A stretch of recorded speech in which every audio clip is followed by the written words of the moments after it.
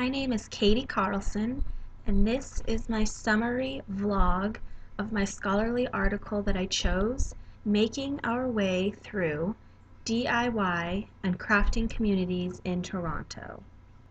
The researchers begin the article by theorizing that there is more to crafting than simply completing a project. Crafting is not just a hobby, but, as stated in the article, it satisfies a need for personal gratification and identity building, and a need to connect with a sense of humanity. The intro continues to explain other topics that will be presented later in the article, such as relationship building, stating that establishing buyer and seller relationships allows those involved in current crafting communities to connect with a sense of being human. Research context is a short section that discusses the methods of research, including interviews that support existing scholarship on the rise of craft as a critical form of knowledge.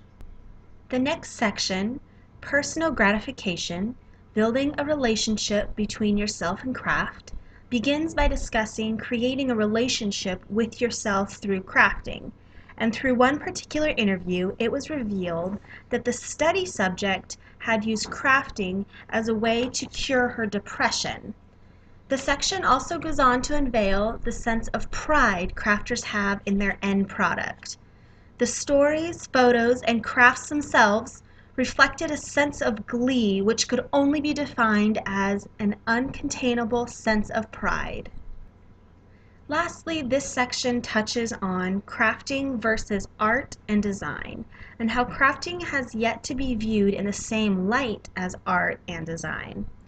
Art and design maintain an image of urban, hip, sexy, intellectually astute, and politically progressive.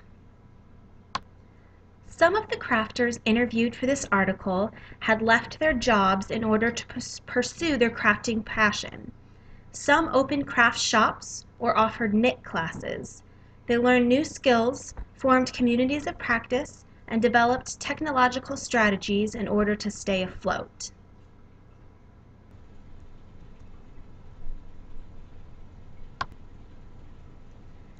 This section introduced a project that took place in Toronto called Random Acts of Beauty.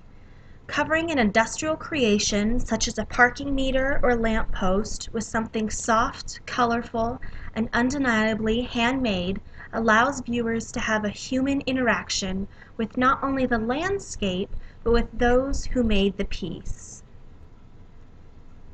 This article closes with the statement of crafting as a tactile connection and not something that should be passed off as a handful of women just passing time.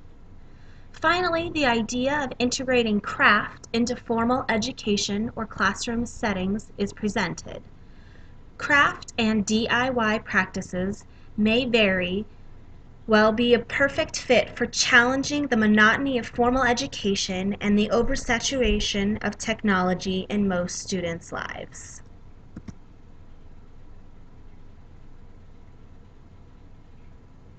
And that was my vlog summary for my article for my Communication Fluency course through Queen's University.